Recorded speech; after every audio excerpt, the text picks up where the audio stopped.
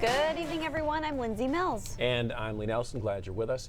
It has been more than 2 years now since Mainers voted to legalize recreational marijuana, but despite it passing, business people are still waiting for the green light to set up shop.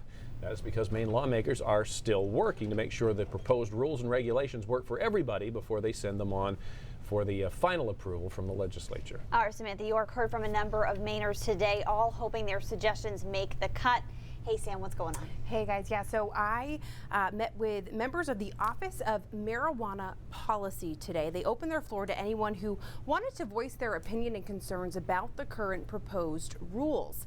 Many people who showed up today say they're thankful that the process is happening pretty quickly, but others say it's a time to officially get Maine on the marijuana map.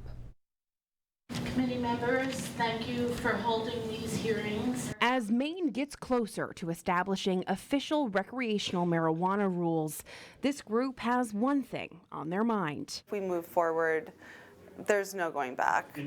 Moving forward with a plan that works for everyone. We want to make sure that this is a Maine-based industry. Last month, new rules were released surrounding how adult use marijuana businesses would be regulated, sparking this conversation between state officials and the public. People seem appreciative that they're actually having the opportunity to lay eyes and comment on these rules. We look forward to seeing what we should change and what we shouldn't. Changes to things like how long someone must have residency in Maine before opening up shop, saying 4 years is too long. Fine-tuning where and how many shops can be established in one area to avoid congestion, and finding an eco-friendly alternative for the required packaging. Many other states are starting to encounter mountains of plastic and garbage that is causing significant environmental concerns. As lawmakers weed out what works and what doesn't, Mainers remain hopeful, saying they're willing to wait as long as the job gets done right. It's time to get this market off the ground. Now, if you couldn't make it today, don't worry. You can send in public comment for the next 10 days, and there'll be even more once this officially makes it to the legislature in Augusta. If you'd like to read more about the rules and regulations fully, we have posted a link on our website, and the goal is to get this taken care of by the end of this legislative session, which is mid-June. So it's coming right up. Recess. Right around the corner. Interesting. All right, Sam. Guys. Thank you very much. Well, let's talk about the weather. I know. Shall we? We're closer and closer to that holiday weekend. Yeah, it started out kind of nice today. Yeah. It's looking cloudy right now. What's the scoop, Keith? It's almost like played out the way we talked about yesterday. Or not. No.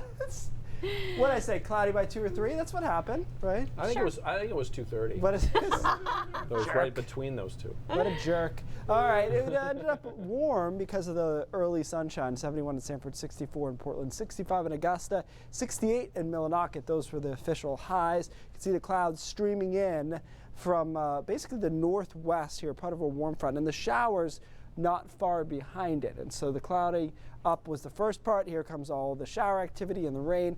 And some of this here is a little heavy, so as it goes in New York and Cumberland County, it will stay moving towards us and hit the ground. Some of this is lighter, so some of it's evaporating as it leading edge moves in. But obviously a big slug of rain back to the west means that it will be raining tonight pretty much statewide. Look at the computer model, what thinks is going on versus, this is always very interesting. This is when you know a model's having a hard time. Okay, this is reality. This is what the model thinks is happening right now. So what that tells you is that the model is too dry, right, on the eastern edge. We do this a lot with weather forecasting. And so all these showers are obviously already pretty much here. So they're going to be here overnight tonight. But what it tells us is that they will be out of here quicker than this model has it as well. So I think tomorrow's not as bad as it originally looked, guys. And the weekend's still looking pretty good. We're getting basically 2/3 of it on the nice side of things. Not That's too good. shabby. Thanks, Keith. In the news now, a bill to end Maine's religious and philosophical exemptions to vaccines is heading to the governor's desk. The Senate voted 19-16 today to enact the bill. There was a lot of activity on social media about this story. Kira writing to us, vaccines are not a government conspiracy, nor are they a big pharmaceutical money maker. Vaccines are life-saving. Pamela says informed consent was sufficient. Government mandates on putting foreign material into one's body is wrong. We'll have more about the protests that took place outside the State House today in the next 90 minutes on News Center Maine. Now to an update on those plans for a new multi-million-dollar vessel to take people between Portland and Peaks Island back and forth. It is looking like Casco Bay Lines will be welcoming a bigger boat after all. Some islanders had raised some concerns over the larger capacity of the new boat, citing a lack of infrastructure on the island to support an influx of visitors, especially in the summertime. But today, the Casco Bay Island Transit District Board of Directors voted to implement a larger capacity ship. The vessel will be capable of carrying 599 passengers and 15 vehicles. Capacity will be restricted on trips from Portland to Peaks, but not the other way around. The new vessel is still in the design stages. Casco Bay Line says there will be more opportunities for public input, and it should be in service by the summer of 2021. So not for a couple of years. Sure. Whether you are drinking a glass of milk or a pint of beer, chances are in Maine your beverage is locally sourced. Something else to raise a glass to? Solar power. It's how one brewery plans to mop up its carbon footprint. Fresh milk from the farm and craft beer from the tap. The connection here? Solar power. It's no secret that a brewery is a manufacturing plant. We have very large industrial motors, and it takes a lot of power. Dan Kleban co-founded Maine Beer Company in Freeport a decade ago. Just reducing our use of fossil fuels is not enough. And Dave Herring is the executive director of Wolf's Neck Center, also in Freeport. The two have linked up, helping each other and the planet. Our goal is by 2030 is to be generating more energy through renewable energy than we use. Kleban has run out of space at the brewery for more solar panels. Herring has the space above a new dairy barn. His hurdle? The cost. Revision Energy installed the system and helped secure financing. But this is where Maine Beer Company comes in. They donated $25,000, so when Wolf's Neck Center is ready, they'll be able to purchase the solar array. I don't care if that power is going directly back to my brewery. If I can buy panels for nonprofits that otherwise couldn't afford to buy them, and they use that energy, in my mind, in a global world that we're living in, I'm offsetting just as much of our carbon footprint. Wolf's Neck Center and Maine Beer Company steps closer to their goals. This, along with another array that we put on another one of our barns, will make us about 50% solar powered this year. We want people to be able to drink our beer and drink the best beer possible, and also feel good about doing it, knowing that what's going into that beer is coming from a good place.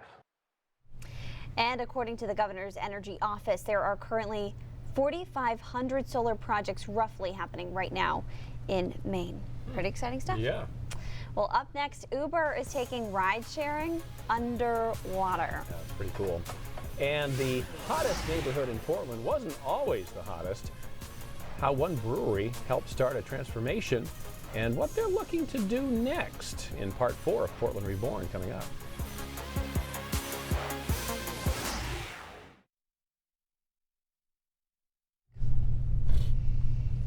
Ooh!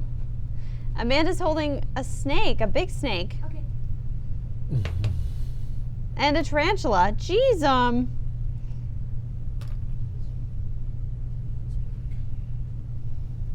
Liam, you wouldn't perhaps happen to know the Facebook login by heart, would you? I should have wrote it down. I can access it. Okay, we're good. I think I have a rough idea of what it is, but I know Schoolsy put it in Slack a while ago.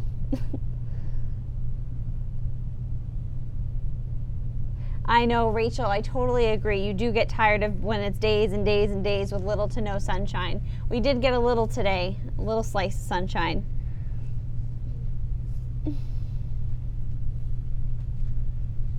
So how come I can't find the show? Right, or no? Oh yeah, let's see. Okay. What is it? CSH? Right, oh, thank you. I can't find the show. Digital team. Might just have to close out of EMPS. That's happened to me before. Cool. Yeah. If we don't Out get of it up, we'll get EMPS it. though? Even if I'm on Facebook? And then gotcha. No, I'm trying to find our show. I think I got this. I think I got it. Because it's just alternating. Yeah. It's not coming up. Is the Z? Oh yeah. Sometimes you have to click on posts for it to, because if something went after it, you won't see it up top. Or videos. Someone got a code sent to CSH Digital Team, and then I have to enter the code. Yeah. Sorry, Liam. So many steps, you guys. I know what it is. If you want to do it real quick. Do you have time? Yeah. Right. No, right. I can't. 15. I can't find the show Cool. Thank you. on Facebook. Liam, he's the best, am I right? And then we'll get that one next.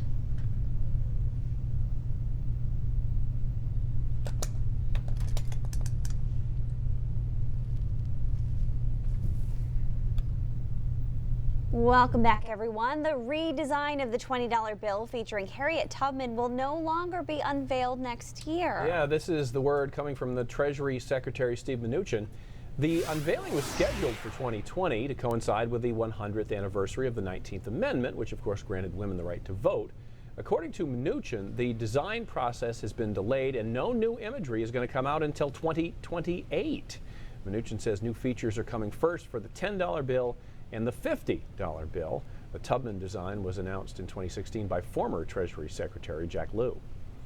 The Australian state of Queensland and the ride-sharing company Uber announced today that they are launching Scoober, the world's first ride-share submarine. It's going to the Great Barrier Reef. The name is almost too perfect. I know, right? Passengers will be able to book the experience through the Uber app, and then they can be picked up from their location, then fly via helicopter to Huron Island, where they will board the submarine. According to Scoober Queensland's website, the experience will run from May 27th to June 18th, and it will cost $2,000 for 2 people. Okay. Because we probably couldn't fit any more than that in that tiny little submarine. Very neat. Yes. Very neat. I'll stay on dry land for now. Okay, fair enough. Coming up next, we're going to take a look at Shipyard's unusual approach to becoming a really big player in the Maine beer scene and beyond. And speaking of unusual, Keith is back with his full forecast.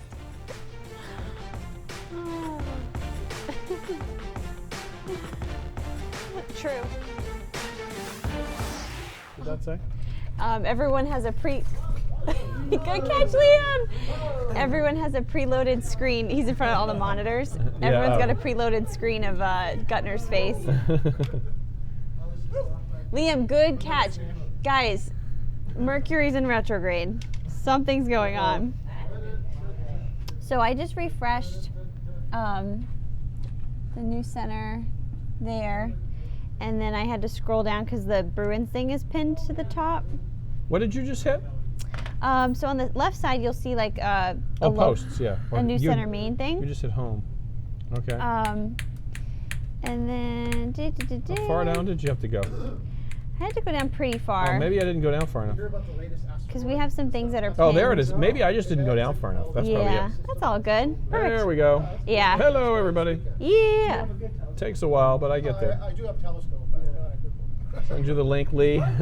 Sue, joining the marijuana discussion, says, I don't think any state should be above the federal law in regards to marijuana. So people are saying that they're not. I'm not the only one who can't find the show sometimes. So they're making me feel better. My wife buys like almost all her clothes.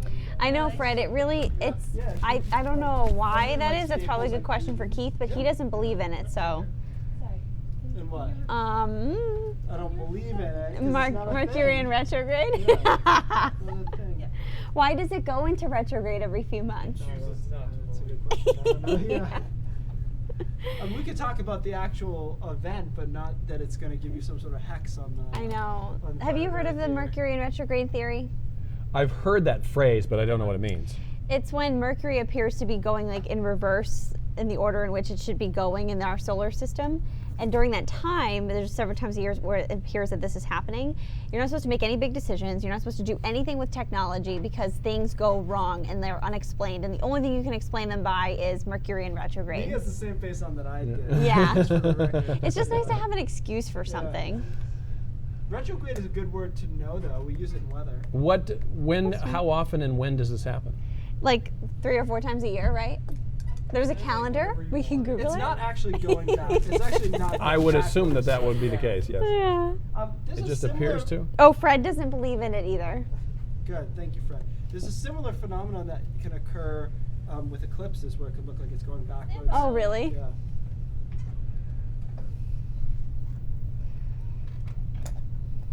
Here we go, on me. All right, we're back. Keith is here. The sun is not, but we're holding out hope that we're going to see it for a good bit over the weekend. Yeah, I mean, it's going to be rainy tonight and showery-ish tomorrow, but the weekend's still looking good. And fair trade. Can't complain. I know you guys got a graduation, right? We do. We have actually an event tomorrow, tomorrow afternoon, and then the graduation itself on Saturday morning. So tomorrow afternoon, not so much, but Saturday. I think that's indoors. Oh, I think okay. tomorrow night's indoors anyway, but Limited Saturday's tickets. outside. Now, the Saturday one's outside. Did they give you all your money back at this event? Yes. Yeah, that's how it works. Yes. It's not a gift card to Chili's. So you're going to be going there for a long time. I'd go there for the rest of my life, and so would everybody else I know. Plus some. Plus some. 72 for a high today, 64 in Portland, 62 in Wiscasset. This reminds me, somebody asked Corey yesterday if you drive a Lamborghini for real, and we said yes. It's yellow, 1 Congress Square, Portland. Yes. Clouds coming in here from the west and thickening up quickly. We do have some showers too. Some heavier stuff down across southern New Hampshire that's going to get into York and Cumberland County. So this will come straight across, probably clip Portland with a few downpours in the next hour, hour and a half. The rest of this is filling into a lighter rain, but everyone's going to be wet here overnight tonight. We talked about this model being obviously behind on the scheduling of the showers, and so as you see showers tonight and early tomorrow morning, they'll be farther along than this because the ground truth is just not there. That's good news for tomorrow morning. It means probably just a couple of showers around tomorrow, first half of the day. By tomorrow afternoon, we start poking some holes in the cloud cover, and we might actually get a decent sunset tomorrow night as all of this starts to clear out, and then we're in good shape for Saturday. So the parts of the weekend that I love are Saturday, first half of the day, and almost all of Monday. So we're in really good shape Saturday morning. You want to get out, do whatever. It's going to warm up pretty quickly into the upper 60s here by Saturday afternoon. Then here comes some clouds, and the rain comes in on Saturday night. And that lasts through the evening, through early Sunday. And then Sunday, the middle of the day looks good. We start to bubble up. We get a little warmer into the 70s. Showers and thunderstorms pop up on Sunday afternoon, and then those simmer down. This is an easier way to look at it. Chances, bar graphs. It's kind of like mathy, but you start out on Saturday, it's good through noon. Afternoon, you start to pick up a chance of shower. It rains overnight. Then Sunday, you get a chance of showers. The middle of the day looks good. Back to showers and thunderstorms on Sunday afternoon. Notice I didn't put Monday in here because it's not going to rain, so we don't need to give you a bunch of zeros there. By the way, recent Memorial Days, we were kind of dogging on it, and Ryan went through. They actually weren't all that bad. So last year was okay. 2017 was trash. But look at 2015. I wasn't here for that. That's a good one. I know, 84 and 80. So recently, they haven't been terrible, but you can catch one in the 40s, and you remember that when it happens. Right. So I think that's where it comes from. And then we're watching a pretty warm chance mid-next week. Massachusetts looks likely to get into the 90s Wednesday and Thursday. I'm still weighing whether or not we can fight off our cold ocean and get there, but it should be mild either way. I love the text, hot-ish? Yeah, hot, like I don't know, because hot to me in Maine starts at like 83. Okay. So we got a chance to be around that. All right. All right. Sounds good. We'll take it. We'll take it for sure. Thank you, Keith, very much. Well, if your parents and grandparents were beer drinkers, chances are they drank Bud or Miller or good old PBIs, as I want to say. Sure, there were a few others, but those were the big three around here, and they were for a long time. Fast forward to now, those big industrial beer producers are laying off people left and right. Yeah, one, because beer consumption is actually down a little bit in the United States, surprisingly, and two, because craft beers are gouging into the profits and the market share of the big guys. So this evening, we have a look at one of the older craft breweries in the city of Portland. We wanted to hear about the decisions they made that paved the way for the great beer flood of the 21st century. Here's part 4 of Portland Reborn, from hops to hospitality. You're not shy, you get around. How's doing this evening? Good, how are you? I don't really want mead, but do you have any other sours? Yeah, we got a bunch of sours. But you don't feel the pain. I'm just gonna do the crab ragout. Yeah, the grilled cheese. Yeah. Sure. Wasn't hurting anyone. I knew what you meant. You'd probably be singing too if your job was to give happy drinkers a plethora of local craft beer options every night of the week. And have all kinds of treats on for you. Here at Novari Res in the Old Port, they have 20 main beers on tap, another 100+ local beers in bottles. It is a smorgasbord of flavor, an amber wave of grains and hops, if you will. A great place to grasp the full size and scope of the Portland beer scene. Thank you. One of the first main breweries to gouge into the profits of those big industrial brews was Shipyard. Did you want a beer? Fred and Bruce Forsley, cousins, wanted to capitalize on a new trend they had noticed back in the late 80s. Somewhere in that time frame, imported beers started gaining in popularity. Heineken, Bass Ale, Guinness. And those brands really, I think, were the inspiration to Americans of that generation that there was better beer out there. And the Forsleys thought they could make better beer too. So in 1992, Shipyard was born with a very specific consumer in mind. The original beer was designed to appeal to the Canadian tourists. Interesting. Hence the name Shipyard Export, our flagship brand. Modeled somewhat after what many of us drank growing up, Molson Export, absolutely. The Canadian tourists loved it, but so did the locals, and Shipyard grew right away, a little too fast at first. Their biggest problem was keeping up with demand. They started brewing in a pub in Kennebunkport in 1992, but the Forsleys quickly realized they needed a new location. We moved to Portland because we wanted to be a destination. We wanted people to come specifically to see Shipyard as part of their Portland experience, and that's why we chose a place downtown Portland. Now, we've seen dramatic change here. As I said, this neighborhood, unbelievable. Incredible. There is no doubt that Shipyard has played a huge role in revitalizing the India Street neighborhood of Portland. Back then it was full of abandoned buildings, and Shipyard took over one of those abandoned buildings, started pumping out the beer. Now this is the hottest neighborhood in the city of Portland. Shiny new hotels, new restaurants, of course the brand new world headquarters for Wax, which is here specifically so its employees can take advantage of all that is cool and trendy in downtown Portland. And to be cool and trendy, you need merch, and Shipyard has plenty of that. It plays into that brand loyalty idea that all the brewers embrace. And the Forsleys have another innovative idea to bring even more people to their neighborhood. The Brutel. Brutel, right.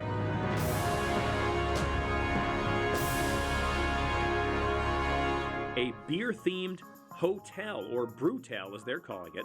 Yes, a place to crash after a long night of responsible drinking, but it'll be more than that. We're going to give you a one-day pass. The goal is to have a walk-through brewing experience. You come into our tasting room and you're able to walk through, see how beer is being made, and then... And for those folks staying at the Brutel, this will be part of what they can sign part of the brewing, part of the Brutel experience. Yeah. There's that word again, experience. Hey man, how are you? The chefs and the brewers want to do so much more than just fill our bellies. This is the lobster roll. We don't use that frozen Canadian stuff, right? Because we're in Portland, Maine. That way we'll keep coming back for more, and we'll need a place to stay when we come. Beer hot tubs reputedly has a number of health benefits beyond drinking. Maybe the Brutel. I mean, who hasn't heard of a beer shampoo? Or maybe one of the other new boutique hotels popping up all over the peninsula. We've also found at the Press Hotel that we're attracting a type of guest that probably wasn't coming to Portland 5 years ago, or certainly not 10 years ago. That part of the hospitality story. A lot of little detailed touches in this property. Tomorrow.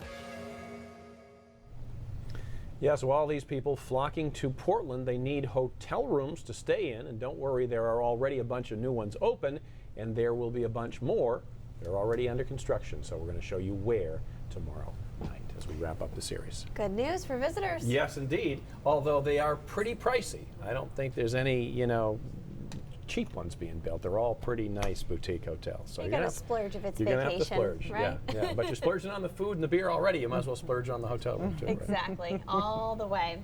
A lot more coming up on News Center Maine at 5:30. Cindy Williams is here with more on that. Hi guys, can you believe hurricane season will be here soon? Forecasters are warning people all up and down the Atlantic and East and Gulf coasts that it will be here before you know it. We're going to take a look at what they're forecasting this year, what that season's supposed to look like. Plus, if you obviously know about those DNA tests that you can do at home. Well, people have really started coming out with some crazy stories about things that they have discovered about their family. And we have a couple of doozies for you coming up at 5:30. Back to you. That should be interesting. Yeah. Yes. I did one of those. I didn't find out anything interesting at all. Sometimes you were actually less interested. Yes, than you thought I you got were. way less interesting. Right. Very good. Brain drops after this. It's not about like if you do it, it's if your relatives do it and then they find out stuff. Yeah. It's crazy. Yeah. Crazy. And then you're linked to a crime. I think that's, I might have to use the I think bathroom. that's fascinating. I know. I don't have a problem. Right. Right. All right. What's brain drops today? Not Mercury It's retrograde. about, yeah, it's No. not Mercury retrograde. It's about 5G causing problems for us weather people. 5G? Yeah, like when they roll out 5G coverage. Oh. So not like pulling G's. No. Can't believe you're subjected to this. You know? I know. The worst part, you guys know at this point that this thing's the prompter and I have to run it. It's so, I get stressed when we have like Coco or Sam standing in because I want to look at them, but then I'm also running their prompter. So I have to kind of like separate my eyeballs in a way where I can keep tabs on the prompter.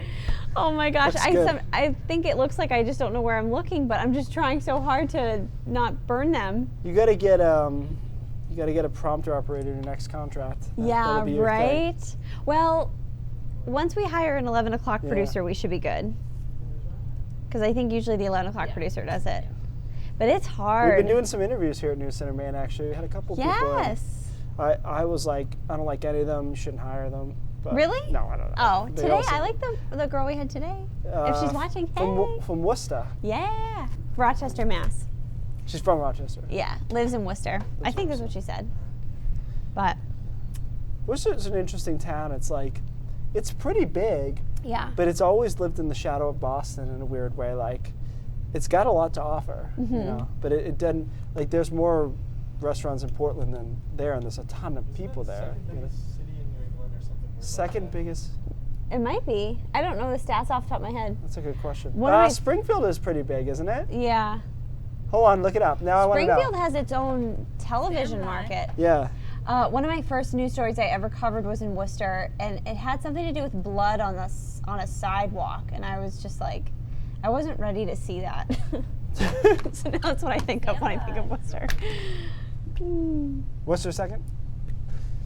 All right, today's brain drops is interesting because I actually had not heard about this until today. I saw it on a tweet and then I kind of investigated a little bit. You verified? Yeah, verified. So 5G, which they're going to be deploying here, obviously it's a big deal as far as cell phones and maybe not even needing Wi-Fi anymore because it's so fast. It's going to interfere with weather satellites. And so what happens here is there's only so many frequencies out there. And the 5G one is too close to what we use to sense water vapor in the atmosphere via satellite. And so the problem is it'll basically create a bunch of noise and we won't be able to tell what water vapor is and what isn't. So here's the problem with that. That goes into our computer model. So NOAA's chief right now, acting chief, is claiming this could set us back up to 25 or 30 years in weather forecasting. I think that's a little aggressive. I think he's trying to make his point. But certainly, it's, you know how they say garbage in, garbage out with food? Well, same thing with weather data. If you don't get the right information in, so what's the water vapor doing, what's the pressure doing at the surface right now, then the models that spin up the future will do a poor job going forward because they got the wrong information to begin with. So it's an interesting battle because, of course, cell phone companies are saying, no, this isn't going to be a problem. So we're not going to stop 5G. It's too big of a deal for the world. But I'm interested to see if we can find a way to work around that because we don't want to go backwards. No. We've been getting so much better at weather forecasting. We want to keep going forward. Oh, there's got to be room for both. We've got to make it happen. Exactly. News Center Maine at 5:30 starts right now. When you were talking about the wrong information, it made me think of the El Faro getting wrong information and why, it just popped in my head. I think that's what was determined. Is they really had no business going into that. Yeah. You know? But he was getting information that was like 6 hours delayed. Yeah, just enough. Yeah. Bye, guys. Yeah.